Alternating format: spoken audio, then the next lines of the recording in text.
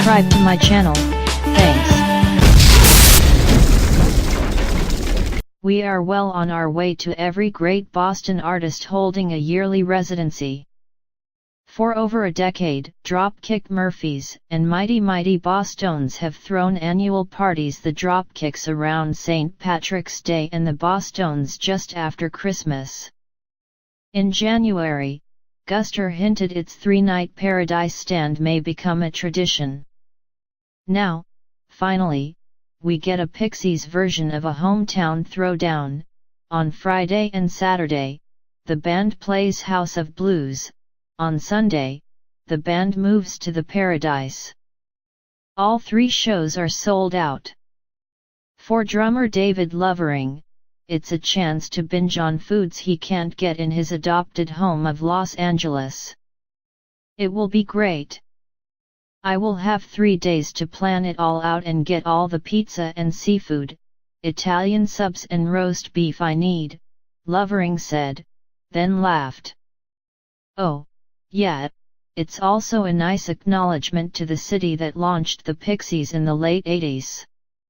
It's very much our old stomping ground, and we know that, he said.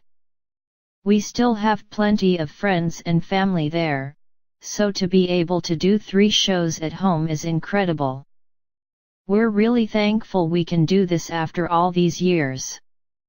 Like the Bosstones, the Pixies had a chance to tip their caps to Boston when they helped close down TT the Bears Place in 2015. The surprise summer show, part of a series sending off the Cambridge Club, became an instant sellout and had the Pixies performing in a room they hadn't played in 30 years. The quartet of Lovering, frontman Black Francis, guitarist Joey Santiago and bassist Paz Lenchanton, in Kim Deal's old spot, dug into 2 hours of defining indie rock. Caribou, Gouge Away, Monkey Gone to Heaven and so many more. Since reuniting in 2004, Pixies have performed massive shows, gigs they couldn't get back in their heyday, including headliner billing at Coachella, Lollapalooza, and Newport Folk. This week, the group will play for 6,000 in Boston. T.T.S held 300.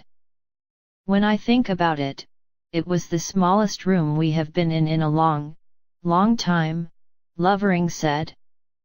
The offer came up, and it just seemed like an obvious thing that we'd do, but I didn't think much about returning to the club. When we did it, I was just taken aback about what it all meant. I didn't even think about the size.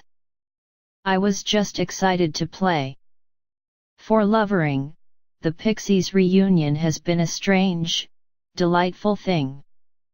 We've now been together twice as long as we were the first time, he said. While it has been odd to forge on without Deal, a founding member, the drummer has loved working with Lenchanton. He said Lenchanton's contributions have made Pixies a better band. Her musical skills have forced Lovering to up his game as a drummer. He also thinks she's pushing them creatively. It's funny because the one song she wrote on the new album, Head Carrier, this song All I Think About Now, sounds like the most Pixies song on the record, he said. She really figured out our sound, she's really a Pixie now. As for the reunion tour, Lovering said he's happy to keep it going as long as he can. It's wonderful we get to do these shows, he said. We've become like the Grateful Dead of the alternative world, and that's just fine with me.